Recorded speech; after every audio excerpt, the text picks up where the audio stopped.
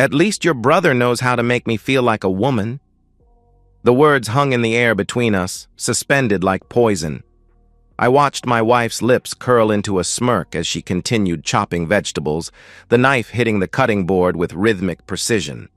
That sound, thwack, thwack, thwack, was all I could hear as my world collapsed inward. I didn't flinch. I didn't scream. Something deep within me had already known, had been collecting evidence like rainwater in a barrel, drop by torturous drop. The late-night texts, the way she'd leave the room to take calls, how my brother Matt suddenly needed so much support and guidance from Caroline, my wife of 7 years.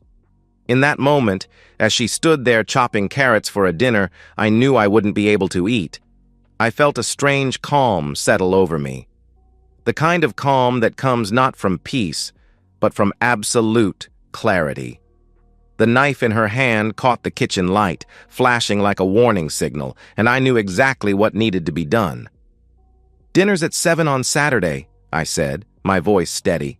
"I'll text everyone. A family celebration." Caroline's knife paused mid-chop.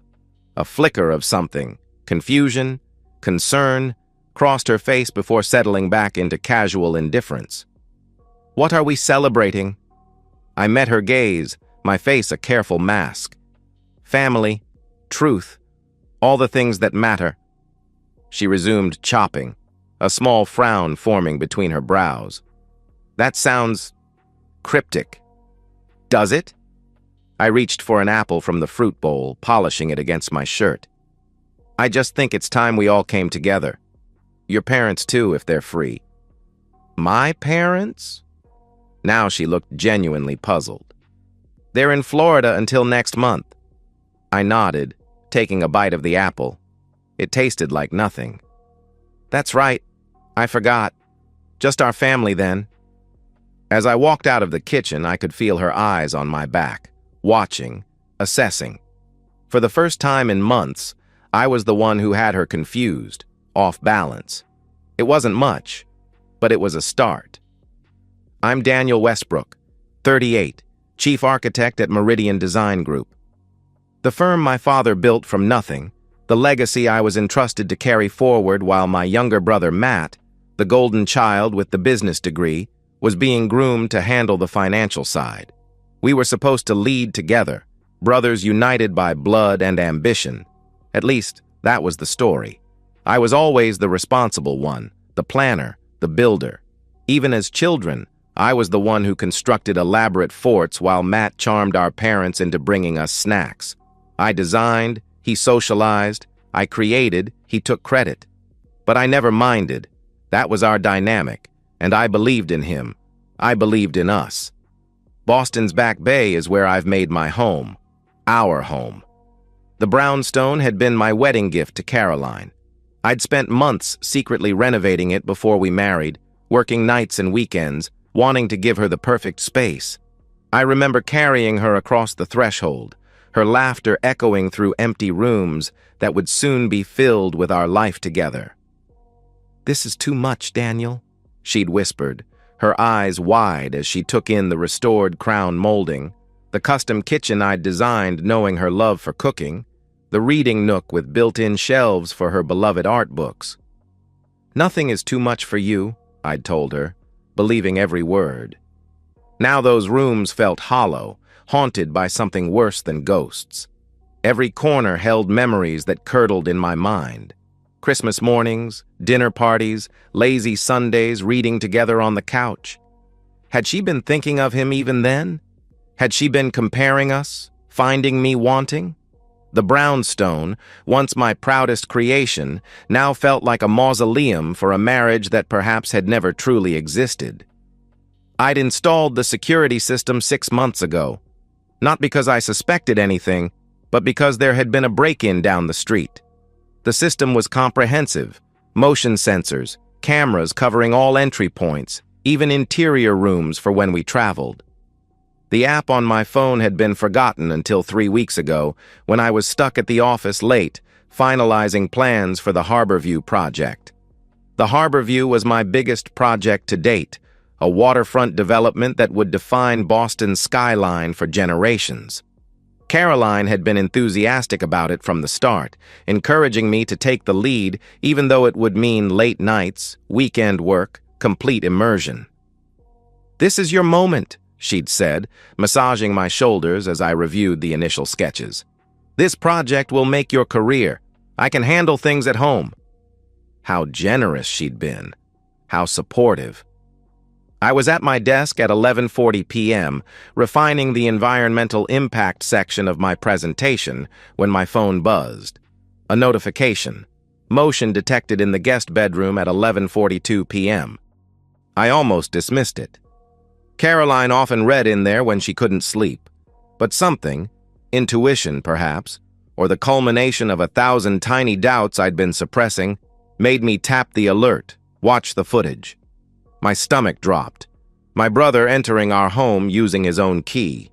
Caroline meeting him in the hallway, dressed in something I'd never seen before. A silk robe that clung to her body, revealing more than it concealed. Their embrace wasn't familial. The way his hands moved down her back made my stomach turn. They disappeared into the guest room, closing the door behind them. I sat frozen, unable to look away from my phone screen. The timestamp continued to run. I should have turned it off. Should have called, interrupted them, confronted them right then. Instead, I watched the minutes tick by in a state of numb disbelief. They were in there for 2 hours and 17 minutes. My brother left at 1:59 a.m. Caroline showered immediately after. The next day, she told me she'd gone to bed early with a headache. "I was worried about you," she said over morning coffee, her face the perfect picture of wifely concern. "You're working too hard. Did you get my text?" I hadn't. Or perhaps I had and simply hadn't registered it, consumed as I was by what I'd witnessed. I mumbled something about being in a design flow, apologized for not responding. "It's okay," she said, squeezing my hand. "I understand how important this project is." That night, instead of working late, I came home early, told her I needed a break. We watched a movie together, her head on my shoulder, her perfume, the same she'd worn for my brother, making me quietly nauseous. After she went to sleep, I checked the footage from previous weeks. The pattern was clear, always on my late nights, always in our home. Sometimes they'd sit at our kitchen table afterward, drinking wine, laughing. Once I heard my name. Daniel would never suspect. He's too trusting, too absorbed in his work. Matt's voice. My brother, the oblivious architect. Always building things, never seeing what's right in front of him. Caroline's laugh, musical and light. "That's what makes this so easy. He thinks you're struggling since Lauren left you. If he knew you were sleeping with his wife, he'd probably still try to fix things. That's Daniel, everyone's problem solver." Their laughter felt like broken glass in my veins. The footage wasn't the worst part. It was the realization that this betrayal had been crafted with such precision. Caroline had suggested I take on the Harborview project, knowing it would mean late nights. She had encouraged the Thursday dinner tradition with my parents, where Matt would give updates about his personal life, his breakup, his temporary housing situation. "Your brother needs support right now," she'd said. "Family is everything." And I, fool that I was, had agreed when she suggested Matt could stay in our guest room just until he finds a new place. He never moved in officially, but he had a key. For emergencies, Caroline had insisted. I began looking deeper. Their text messages, which I accessed through our shared cloud account. Plans made, lies coordinated, mockery of me, of my dedication to work, of my trusting nature. My wife and my brother had been sleeping together for 4 months, but they'd been laughing at me for much longer. After her cruel whisper in the kitchen, that moment of such naked contempt, I moved with mechanical precision. I called Thomas Grayson, a lawyer I'd worked with on several commercial projects, known for his ruthless discretion. I scheduled a meeting for the following morning. "I need options," I told him. and I need absolute confidentiality. That night, I slept in the guest room, telling Caroline I didn't want to disturb her with my early morning call. The sheets had been changed, but I still felt contaminated. I lay awake, planning. The next day, Thomas laid out my options. Massachusetts was a no-fault divorce state, but our prenuptial agreement had an infidelity clause. With evidence, Caroline would get nothing. Moreover, the footage contained evidence of them plotting, discussing financial matters related to my family business, potential claims for intentional infliction of emotional distress, conspiracy. "Do you want to destroy her?" Thomas asked bluntly. "I want justice," I replied, "for all of it." The week between discovery and the family dinner was the strangest of my life. I moved through my days like a ghost, attending meetings, approving designs, discussing budgets. Colleagues commented on my focus, my intensity. "Daniel's in the zone," I heard someone say. If only they knew. At home, I played the role of oblivious husband, asking about Caroline's day, discussing weekend plans. I found myself watching her like a specimen under glass. This woman I'd loved, now a stranger performing a role. She'd touch my arm, kiss my cheek, ask about the Harborview project with seemingly genuine interest. "Are you excited about the dinner Saturday?" she asked Thursday night as we prepared for bed. "It'll be nice to have everyone together." "Very," I replied, folding my clothes with careful precision. "I think it will be memorable." She smiled, that same smile that had once made my heart race. Now it made my skin crawl. "You seem different lately," she observed. "More intense." I shrugged. "The project? Deadline pressure?" She nodded, accepting the explanation. "You're working too hard. Maybe after the dinner we could take a weekend away? Just the two of us?" The audacity nearly made me laugh. "That sounds nice," I lied. "I'd like that." All while systematically documenting everything. I installed additional cameras, living room, kitchen, bedroom. I backed up text messages, emails, phone records. I moved money to secure accounts. I spoke with my personal banker about protecting assets. "Major renovations," I explained when he raised an eyebrow at the substantial withdrawals. "Surprise for my wife." A surprise indeed. I spent hours with Thomas, my lawyer, reviewing every detail of our prenuptial agreement, every possible legal recourse. I showed him selected portions of the footage. "Jesus, Daniel," he muttered. "Your own brother?" "Not anymore," I replied.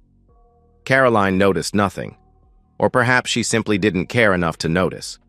She was too busy texting my brother, planning their next rendezvous, unaware that every message was being logged, every whispered phone call recorded. "He's acting strange," I saw her text Matt on Friday morning. "More attentive. Do you think he suspects?" "Daniel?" "Not a chance," came the reply. "He's probably just stressed about the project. Don't worry. Saturday will be awkward with everyone there. Just a few hours, then back to normal. Dad's bringing the partnership papers. Once that's done, we'll have more options." On Wednesday, 3 days before the dinner, I met with my father for lunch. Not at our usual spot, but at a quiet restaurant outside the city.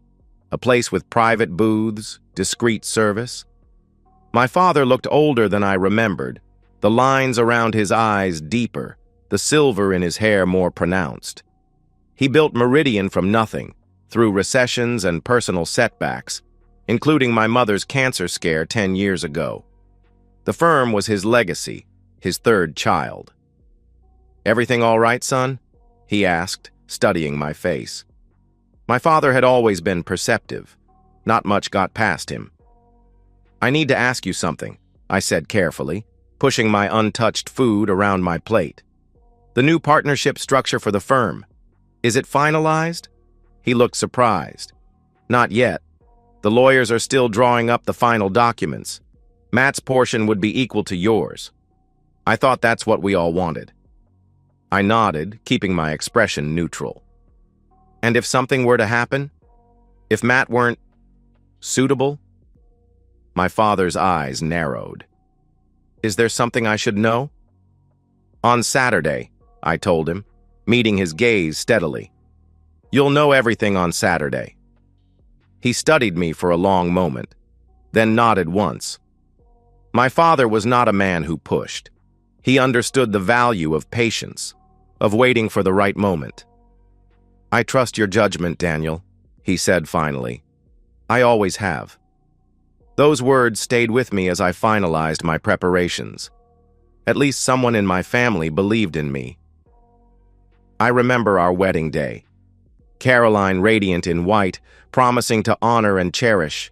My brother standing beside me as best man, his hand on my shoulder as he toasted, "My brother, my best friend, the most honest man I know." I remember teaching Matt how to ride a bike when he was 5, bandaging his scraped knees, telling him it would be okay. I remember defending him when kids at school bullied him for being smaller, for being sensitive. I remember introducing him to Caroline at a company Christmas party 4 years ago. My brilliant little brother, I'd said proudly. The financial wizard who's going to help me run the family business someday. These memories cycled through my mind as I prepared for Saturday, each one more painful than the last. Not because of what I'd lost, but because I now understood none of it had been real. The brother I loved, the wife I cherished, they were characters I'd invented, projections of my own loyalty onto people incapable of returning it. Saturday arrived. I spent the morning finalizing details, checking camera angles, ensuring the projector was connected properly. Caroline bustled around, preparing food, arranging flowers, completely unaware of what was coming. "You seem distracted," she said at one point, touching my arm. I smiled at her. "Just thinking about tonight. Family together. Important moments." She kissed my cheek. "You're sweet, always caring about everyone else." The guests arrived precisely at 7. My parents, my older sister and her husband, 2 cousins from my father's side, my mother's sister, and Matt arriving last, giving Caroline a hug that lasted a beat too long. Dinner was served, wine poured, conversation flowed. I watched it all from a strange remove, as if observing actors in a play. My father discussed the business, my mother talked about her garden club, my sister shared stories about her children. Throughout it all, the subtle glances between Caroline and Matt, their carefully orchestrated lack of interaction, which now seemed so obviously performative. When dessert was served, I stood, raising my glass. "I want to thank everyone for coming tonight," I began. "Family is everything, loyalty is everything, truth is everything." I pressed a button on the remote in my pocket. The lights dimmed. A screen descended from the ceiling, an installation I'd added 3 days prior, explaining to Caroline it was for watching movies on family nights. "I have something I want to share with all of you," I said calmly. The footage began to play, crystal clear, with perfect audio. Caroline and Matt in the guest bedroom, their words, their actions, their betrayal exposed in high definition. "Daniel is such a fool," Matt's voice, slightly distorted but unmistakable. "He trusts you completely," Caroline laughed. "He thinks you're struggling, needing his help. If he knew you were sleeping with his wife, he'd probably still try to fix things." That's my brother. Always trying to build things. Too bad he couldn't build a wife who could stay faithful. Their cruel laughter filled the dining room. The footage continued, showing multiple encounters, spanning weeks. Conversations about money, about the business, about how Matt would eventually control the financial side, could funnel money their way. "Once your dad gives him part of the company, we'll have options." I let it play for precisely 12 minutes. Long enough for there to be no doubt, no possibility of explanation or excuse. Long enough for the full scope of their betrayal to be understood. When I finally switched it off, the silence in the room was absolute. My mother's face was ashen. My sister had her hand over her mouth. My father sat completely still, his eyes fixed on Matt, who had gone pale. Caroline wasn't looking at anyone. Her eyes were on the tablecloth, her hands gripping her napkin so tightly her knuckles were white. "Dad," I said quietly, "I thought you should know exactly who you were planning to entrust with the family business, who you were planning to make equal partners with me." My father stood slowly. From his jacket pocket, he withdrew an envelope. The partnership agreement draft, which he'd planned to announce tonight. He tore it in half, then quarters, then dropped the pieces onto the table. "Get out of my house," he said to Matt, his voice terrifyingly quiet. "You are no longer my son." Matt started to speak, but my father raised his hand. "Not one word, not one excuse. Get out. Now." As Matt rose unsteadily to his feet, I turned to Caroline. From my own jacket, I produced a manila envelope. "Divorce papers," I said, my voice steady. "Already filed with the court. The infidelity clause in our prenup has been triggered. You get nothing. You have 48 hours to remove your personal belongings from the house. Anything left behind will be donated." Caroline finally looked up at me, her eyes wide with fear. "Daniel, you can't—" "I already have," I cut her off. "Thomas Grayson is handling everything. He'll also be pursuing civil claims for emotional distress, conspiracy, and defamation. The evidence is quite compelling." I turned to address the stunned family. "I apologize for the dramatic revelation, but I believed everyone deserved to know the truth. Now, if you'll excuse me, I think dinner is over." I walked out of the dining room, up the stairs, and into my home office. Behind me, I could hear the chaos erupting. My mother crying, my father's controlled fury, Caroline's desperate attempts to explain. None of it touched me. I felt nothing but a cold, calm certainty that justice was being served. 2 months later, I sat in Thomas Grayson's office, reviewing the final settlement. "Matt's been blacklisted from every major financial firm in Boston," Thomas informed me. "Your father's connections made sure of that. He's working at a call center in Dorchester, trying to make rent on that apartment we found him." "And Caroline?" "Worse off." The judge was particularly disturbed by the footage showing them discussing how to potentially manipulate company funds once Matt was made partner. That elevated it from simple infidelity to potential criminal conspiracy. Her parents took her in, but the humiliation has been total. She lost her job at the gallery. Apparently, your father had a word with the owner. No one in your social circle will speak to her. I nodded, feeling no satisfaction, just a dull acknowledgement that consequences had followed actions. "The house is sold," Thomas continued. "As you requested, half the proceeds have been donated to the Children's Hospital. Your new condo is ready whenever you are." I signed the final papers, closing this chapter permanently. "Daniel," Thomas said as I prepared to leave, "for what it's worth, I've handled hundreds of divorces. I've never seen someone handle betrayal with such control. Most people explode, make mistakes. You were surgical." I thought about this as I walked to my car. The truth was, I hadn't felt in control at all. I'd been operating on instinct, on a primal need for justice rather than revenge. I hadn't wanted to destroy Caroline and Matt out of hatred. I'd simply needed to excise them from my life completely, like cutting out a cancer. 6 months after the dinner, I ran into Caroline's mother at a grocery store. She looked aged, diminished. The scandal had rippled outward, touching everyone connected to us. "She's moving to Chicago," she told me, her voice tight. "Starting over. She knows what she did was unforgivable." I nodded, feeling nothing. "She lost another job," her mother continued, perhaps hoping for some sign of sympathy. "The story follows her. No one wants to hire someone who, well..."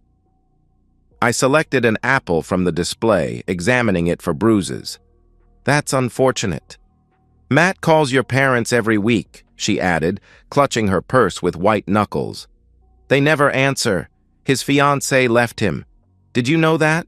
She was going to move from Seattle, but after everything... I hadn't known Matt was engaged again. It wasn't information I needed. Your father made sure he can't work in finance anywhere in New England, she pressed on. He's delivering packages now.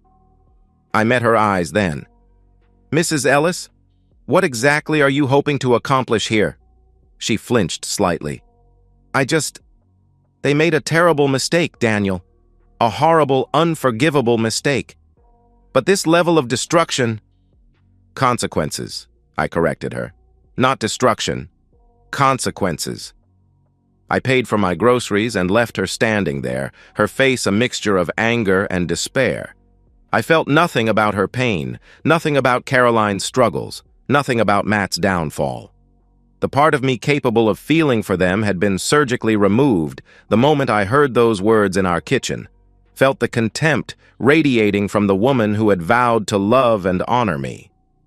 That night, I stood on the balcony of my new condo, looking out over the Boston skyline. The Harborview project was visible from here, my vision becoming reality, rising against the harbor backdrop. In my hand was a glass of scotch, in my mind the memory of that family dinner, of faces realizing the depth of betrayal, of justice served cold and complete. My parents had called earlier. They were doing well, adjusting to the new normal. My father had completely restructured the company, promoting a talented young architect to be my second in command. The firm was thriving. My mother had finally begun to speak of Matt again, though only in the context of grief, as if he had died. In a way, he had. The brother I'd loved, protected, supported, he had never existed, just as the wife I'd cherished had been a carefully constructed illusion. I received a letter from Caroline last week. I recognized her handwriting on the envelope but didn't open it. Instead, I returned it to sender. There was nothing she could say that would matter to me now. I hadn't just walked away. I had ensured that the betrayal that once excited them became the very thing that defined and limited their futures. Not because I wanted revenge, but because some actions must have consequences proportionate to their cruelty. The dinner hadn't just been about exposing their affair. It had been about revealing their true characters to everyone who mattered, showing my family who they really were when they thought no one was watching. The mockery, the calculation, the cold assessment of how they could benefit from my father's generosity while laughing at my expense. I'd heard through mutual friends that Caroline had tried dating again, but her reputation preceded her. The woman who slept with her husband's brother and got caught on camera wasn't exactly a desirable partner in Boston's close-knit social circles. She'd deleted all her social media after the third anonymous account posted clips from the video. Despite my lawyer's best efforts to contain it, portions had leaked, though I suspected not accidentally. My father had connections everywhere, and his rage had been biblical. As for Matt, his career was in shambles. No respectable firm would touch him. The family name that should have opened doors now slammed them shut. My father had made certain of that. The inheritance he'd counted on, gone. The brother who had always cleaned up his messes, gone. The woman he'd thought was worth the risk, gone. I took a sip of scotch and felt, for the first time in months, something like peace. Not happiness, not yet. But the quiet satisfaction of an architect who had designed something perfectly to specification, in this case, the systematic dismantling of those who had tried to destroy me. The Harborview project had won a major design award last month. My career was ascending. I had dates occasionally, though nothing serious. I was in no rush to replace what I had lost, because I understood now that it had never been real to begin with. Sometimes, the most effective destruction requires nothing more than exposing the truth and letting it do its work. I hadn't needed to raise my voice, hadn't needed violence or threats. I had simply revealed who they truly were and let the natural consequences unfold. I finished my drink and went inside, closing the door on the past and stepping into a future entirely my own. Tomorrow would bring new designs, new challenges, new opportunities to build something lasting and true. Unlike my marriage, unlike my relationship with my brother, my creations of steel and glass and stone would stand the test of time, honest in their purpose, transparent in their intentions.